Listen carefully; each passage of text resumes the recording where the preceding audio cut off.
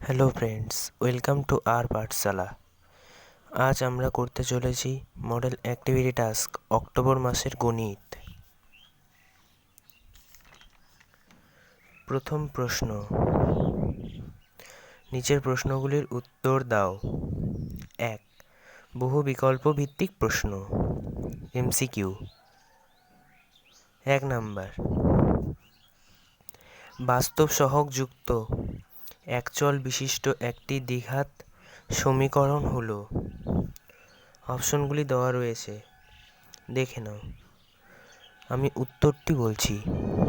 Option C, x into x minus one minus x is equal to zero. কেননা এই সমীকরণটিকে আমরা এগিয়ে নিয়ে যাই। X into x minus one minus x is equal to zero থেকে কি আসলো? এক্সের square minus x is equal to zero. এবার আমরা এই পাশে যাই। এখানে কি আসলো? এক্সের square minus 2x is equal to zero. এখানে সমীকরণটি এক্সের সাপেক্ষে দ্বিঘাত সমীকরণ। 2 number, 2x minus 2 into x plus 3 is equal to zero সমীকরণের দুটি বীজ হলো। উত্তর বলছি বি, মাইনাস 1 মাইনাস 3। কারণ সমীকরণটিকে এগিয়ে নিয়ে যাওয়া যাক। 2x minus 2 into x minus 3 বা 2x এর square plus 6x minus 2x minus 6 is equal to zero. এই পাশে 2x এর square minus 4x minus 6 is equal to zero. এখান থেকে আমি 2 কমন নিলাম। তারপরে সমীকরণটি আসবে এক্স এর square minus 2x minus 3 is equal to zero. এবার মিডিল টার্ম পদ্ধতিতে এক্স এর square minus 3x plus x minus 3 is equal to zero বা x plus 3 into x plus 1 is equal to zero. এবার এই পাশে হয় x minus 3 is equal to zero বা x is equal to 3, নতুবা x plus 1 is equal to zero বা x is equal two minus 1। এর থেকে বোঝা যাচ্ছে এক্সের একটির মান মাইনাস 1 ও একটির মান 3, অর্থাৎ option B. Option B, minus 1 into 3। 3 নম্বর প্রশ্ন, বার্ষিক 10% সরল সুদের হারে 50 টাকার 2 বছরের সুদ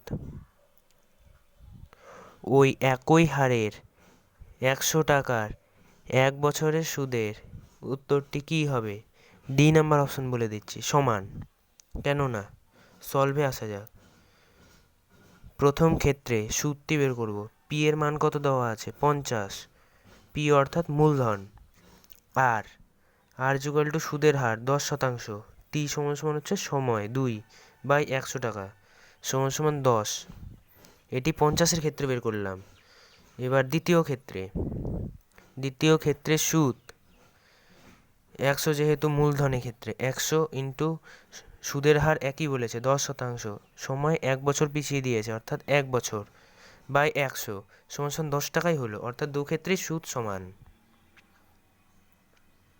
4 নাম্বার, ও কেন্দ্রীয় বৃত্তের PQ ও RS দুটি সমান দৈর্ঘ্যের জ্যা ও বিন্দু থেকে পি জ্যা এর দূরত্ব 8 সেমি হলে ও বিন্দু থেকে RS জ্যা এর দূরত্ব হবে। এ নাম্বার অপশান 8 সেমি, বি নাম্বার 16 সেমি। উত্তর এ 8 সেমি। কেননা এক্ষেত্রে বলেছে PQ ও RS দুটি সমান দৈর্ঘ্যের জ্যা, তাহলে কেন্দ্র থেকে যদি একটি জ্যার দূরত্ব 8 সেমি হয়, অপরটিরও জ্যা দূরত্ব 8 সেমি হবে। চিত্রটি দেখে নাও।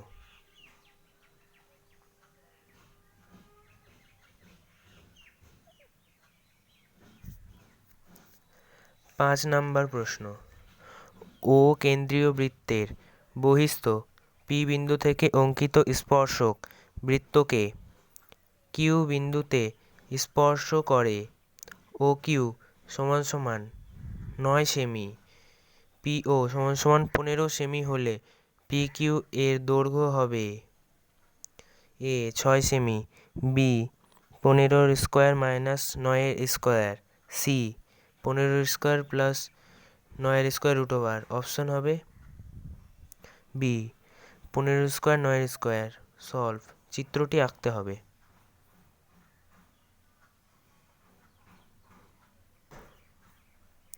পি কিউ এর মান অর্থাৎ আমাকে বের করতে হবে পি কিউ। আমরা জানি যে স্পর্শকটা লম্ব, অর্থাৎ এটি 90 ডিগ্রি, 90 ডিগ্রি,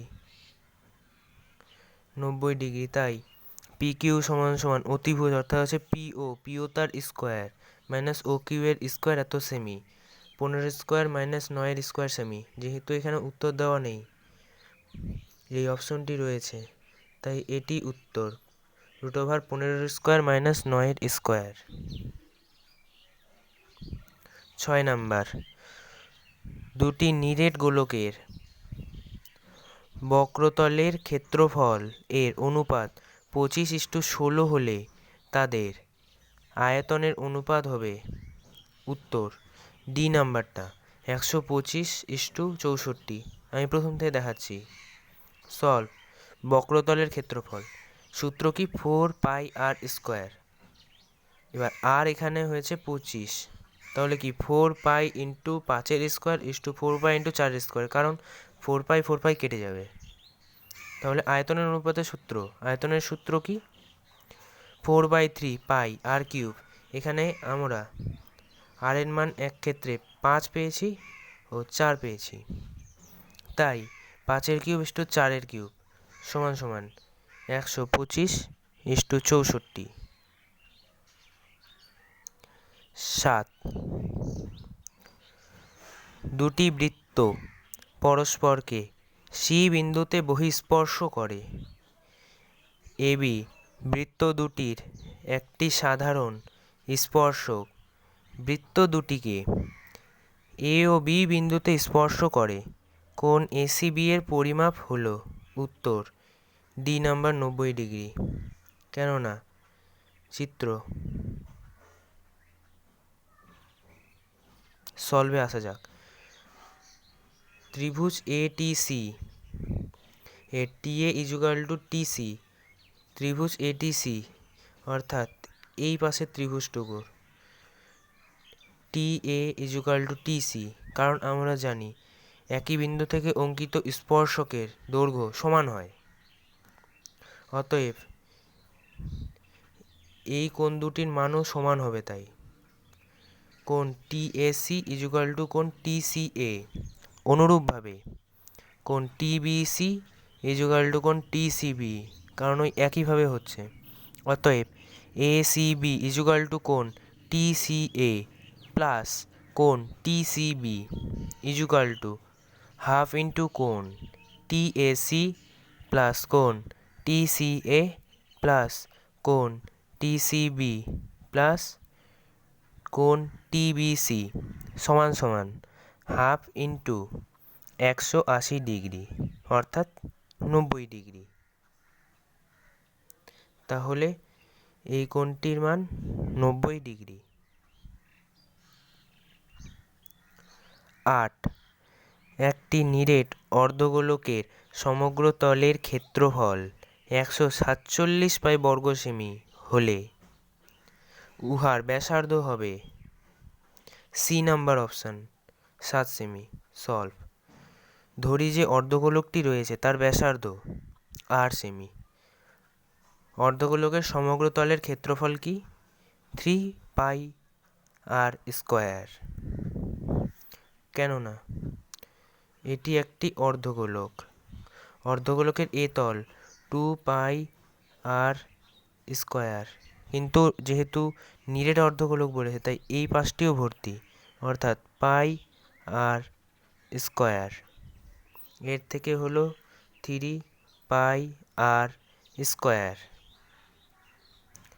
শর্তে 3πr স্কোয়ার ইজুকাল টু 147 তাহলে সলভ যাওয়া যাচ্ছে, বা আর এর স্কোয়ার ইজুকাল টু 147/3, বা আর এর স্কোয়ার ইজুকাল টু 49।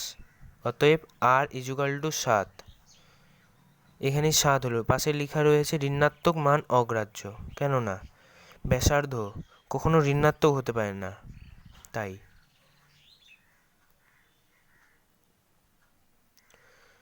2 নাম্বার, সত্য অবলিক মিথ্যা বা T/F লিখো। 1 নাম্বার, একটি ঘনকের প্রতিটি ধারের দৈর্ঘ্য অর্ধেক করা হলে ঘনকটির আয়তন প্রথম ঘনকের আয়তনের 1/8 অংশ হবে। সত্য। সলভ। ধরি ঘনকের বাহুর দৈর্ঘ্য a একক, অতএব আয়তন a³ ঘন একক। আবার যেহেতু বাহুর দৈর্ঘ্য অর্ধেক করা হচ্ছে, অতএব বাহুর দৈর্ঘ্য a/2 একক, অতএব আয়তন বাহু তার কিউব হয়, তাহলে এক্ষেত্রে a/2 তার কিউব ঘন একক সমান সমান 1/8 × a³ ঘন একক, অর্থাৎ 1/8 অংশ। বিবৃতিটি সত্য। 2 a/2 সমান সমান b/3 সমান সমান c/4 হলে a/b/c সমান সমান 4:3:2 হবে। বিবৃতিটি মিথ্যা, কেননা সলভ a/2 সমান সমান b/3 সমান সমান c/4 is equal two k ধরে নিলাম, k not is equal to 0, তাহলে a is equal to 2k, b is equal to 3k এবং c ইজুকাল টু 4k। অতএব a/b/c সমান সমান 2k 3k 4k সমান সমান 2:3:4।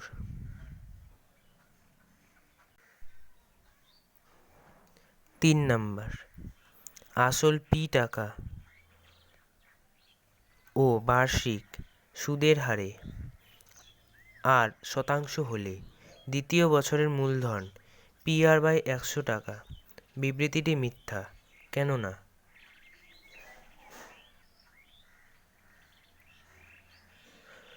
মূলধন, তা আবার সরল সুদের ক্ষেত্রে কখনো পরিবর্তিত হয় না।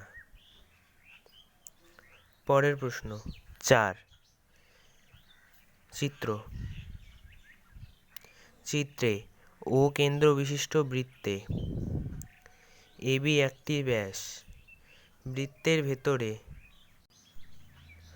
Q একটি বিন্দু, কোণ A ও B সর্বদা সূক্ষ্মকোণ হবে। উত্তরটি মিথ্যা।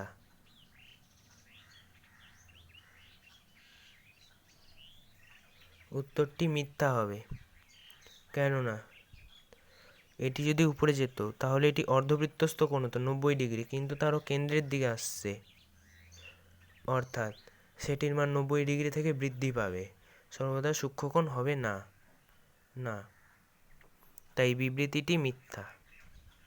5 নাম্বার, ত্রিভুজ ABC এর BC বাহুর ওপর D এমন একটি বিন্দু যে AD লম্ব BC, সুতরাং ত্রিভুজ ABD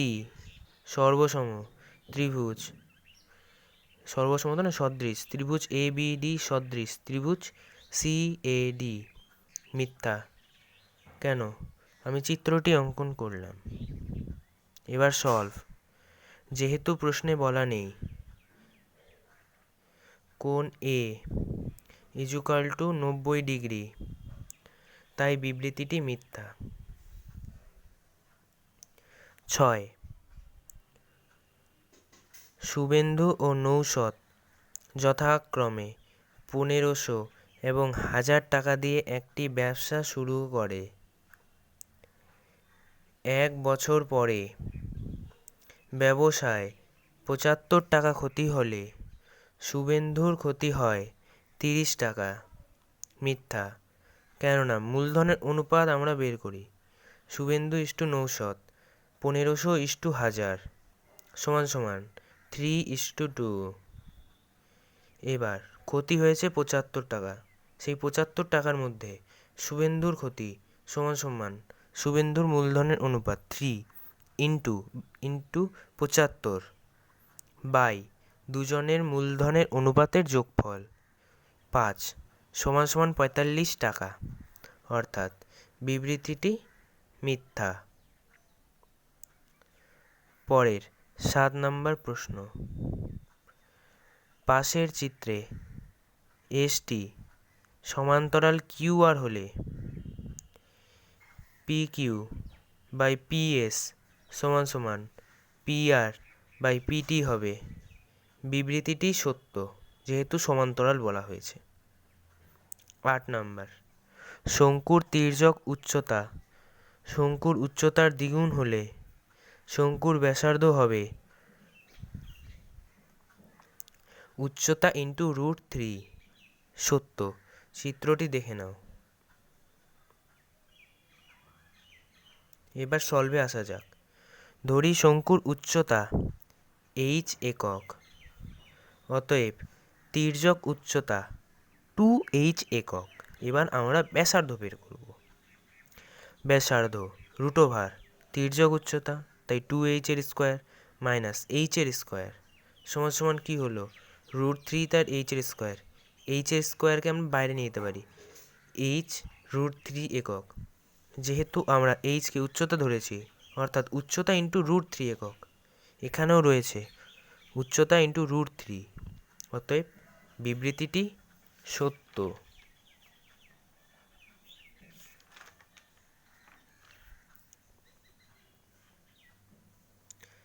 3 নম্বর। সংক্ষিপ্ত উত্তরধর্মী প্রশ্ন SA অর্থাৎ শর্ট অ্যান্সার। 3-1 একটি লম্ববৃত্তাকার চোঙের আয়তন এবং বক্রতলের ক্ষেত্রফলের সংখ্যামান সমান হলে চোঙটির ব্যাসার্ধের দৈর্ঘ্য নির্ণয় করো। ধরি চোঙের ব্যাসার্ধ r একক এবং উচ্চতা h একক, তাহলে চোঙের আয়তনের সূত্র হল πr²h এবং বক্রতলের ক্ষেত্রফলের সূত্র 2πrh। এখানে আমাদেরকে এই দুটিকে সমান দেখাতে বলা হয়েছে শর্তে πr² ইজুকাল টু 2πrh বা r ইজুকাল টু 2। অতএব চোঙটির ব্যাসার্ধের দৈর্ঘ্য 2 একক। 2 নম্বর।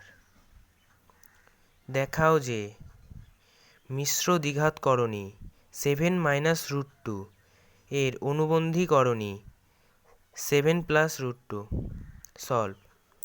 কোনো মিশ্র দ্বিঘাতকরণীর করণী নিরসক উৎপাদকের সঙ্গে ওই করণীর যোগফল ও গুণফল উভয়ে যদি মূলদ সংখ্যা হয়, তবে তাকে ওই মিশ্র করণীর অনুবন্ধী করণী বলে। তাহলে আমরা দুটি করণীকে যোগ করলাম, এক্ষেত্রে যোগ করে মান বেরোলো 14। আবার দুটির গুণ করলাম, সেক্ষেত্রে মান বেরোলো 45। দুটি হলো মূলদ সংখ্যা, তাই এর থেকে প্রমাণিত হয় যে মিশ্র দ্বিঘাতকরণী 7 - √2 এর অনুবন্ধী করণী 7 + √2। 3 একটি লম্ববৃত্তাকার শঙ্কুর উচ্চতা 12 সেমি ও আয়তন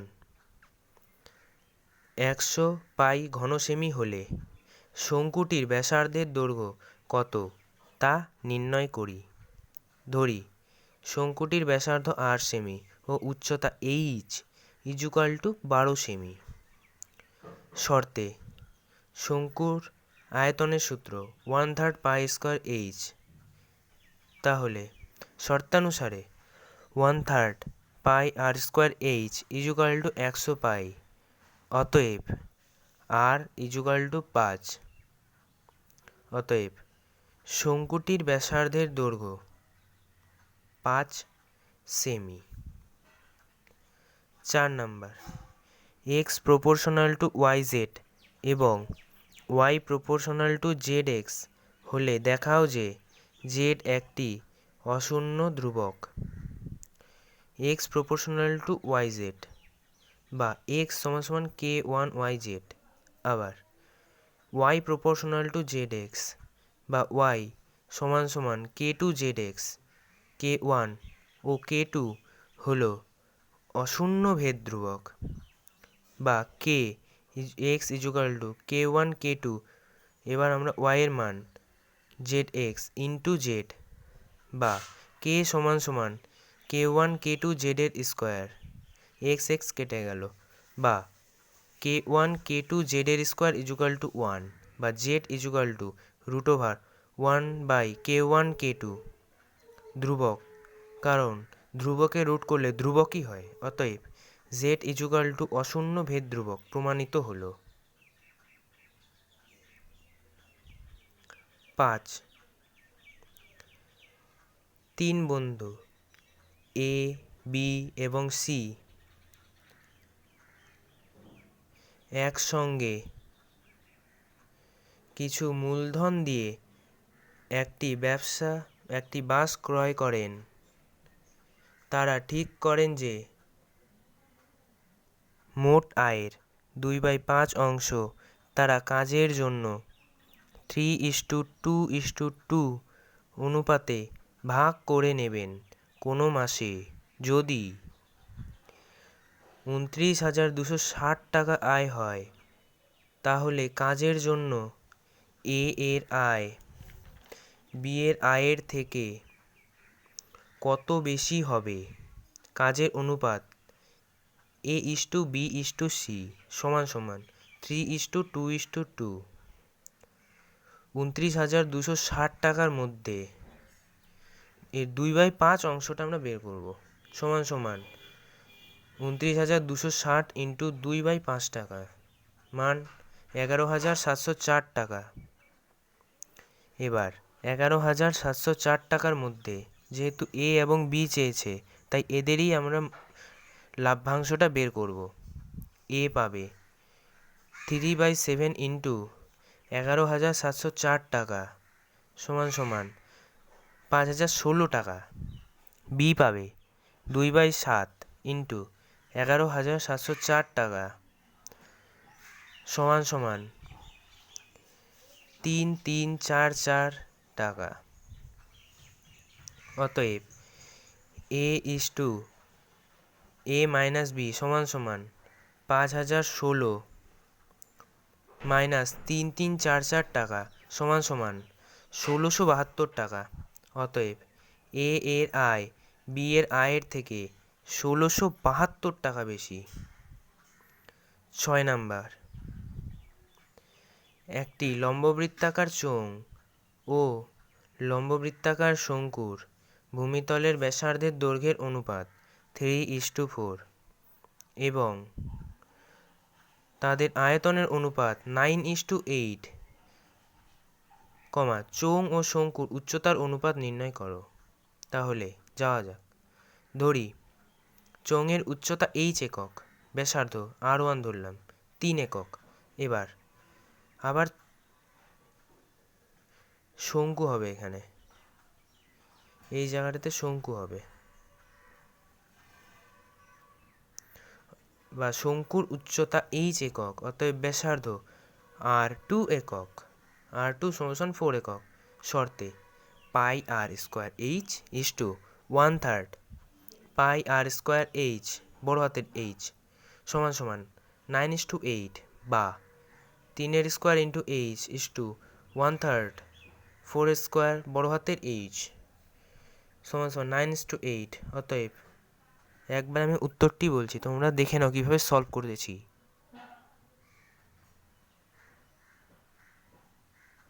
অতএব small H is to capital H সমান সমান 2:1।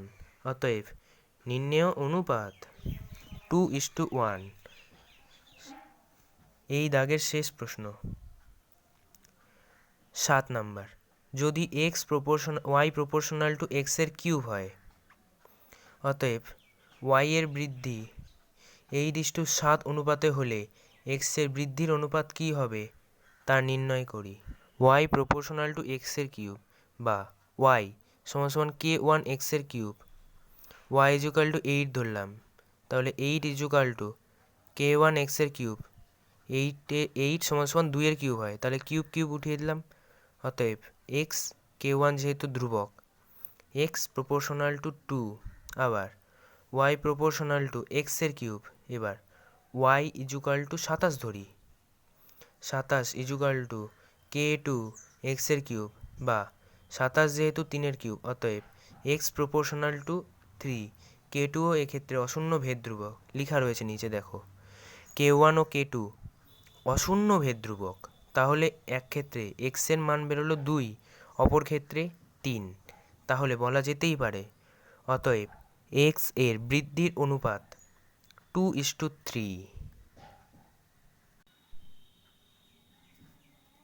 এবার তোমাদের উপপাদ্য রয়েছে 4-এর 1। যুক্তি দিয়ে প্রমাণ করি যে বৃত্তস্থ চতুর্ভুজের বিপরীত কোণগুলি পরস্পর সম্পূরক। যে সমস্ত উপপাদ্য দেওয়া হয় সেগুলি বইয়েই থাকে। এটি তোমাদের অঙ্ক বইয়ের পেজ নাম্বার 164-র 38 নং উপপাদ্য। দ্বিতীয় উপপাদ্য, যুক্তি দিয়ে প্রমাণ করি বৃত্তের বহিস্থ কোনো বিন্দু থেকে যে দুটি স্পর্শক অঙ্কন করা যায় তাদের স্পর্শ বিন্দু দুটির সঙ্গে বহিস্থ বিন্দুর সংযোজক সরল রেখাংশ দুটির দৈর্ঘ্য সমান এবং তারা কেন্দ্রে সমান কোণ উৎপন্ন করে। এটিও বইয়েরই উপপাদ্য। এটি বইয়ের 211 নং পাতার উপপাদ্য নাম্বার 41। শেষের দিকে 5-এর 1। বার্ষিক 4% সরল সুদে কত বছরে 600 টাকার সুদ 168 টাকা হবে তা নির্ণয় করো। এক্ষেত্রে আসল p সমান সমান 600 টাকা, সুদের হার r% সমান সমান 4%, সময় t x বছর ধরি, সুদ i সমান সমান 168 টাকা। শর্তানুসারে p/100 সমান সমান i।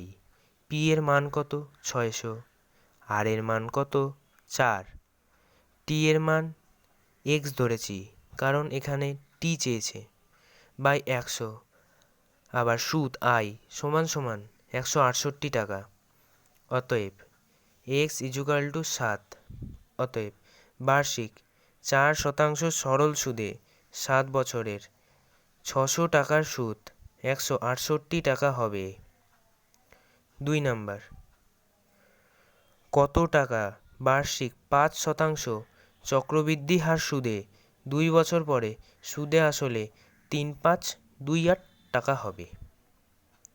এক্ষেত্রে মূলধন p সমান সমান x টাকা ধরি কারণ এখানে চেয়েছে কত টাকা। সুদের হার r% সমান সমান 5%, সময় n সমান সমান 2 বছর। শর্তানুসারে p × 1 + r/100n সমান সমান 3528, কেননা এক্ষেত্রে সুদে আসলে 3528 টাকা। অতএব p সমান সমান x, x into 1 plus 5/100 to the power square is equal to 3528, বা এক্স ইজুকাল টু 21/20 তার হোল স্কোয়ার সমান সমান 3528। অতএব এক্স ইজুকাল টু 3200। উত্তর 3200 টাকার বার্ষিক 5% চক্রবৃদ্ধি হার সুদে 2 বছর পরে সুদে আসলে 3528 টাকা হবে। আশা করি তোমাদের ভিডিওটি ভালো লেগেছে। তাই সব শেষে তোমরা একটি লাইক, কমেন্ট ও শেয়ার করো। অবশ্যই সাবস্ক্রাইব করবে। ধন্যবাদ। নিচে পিডিএফটি দেওয়া রয়েছে, তোমরা দেখে নেবে।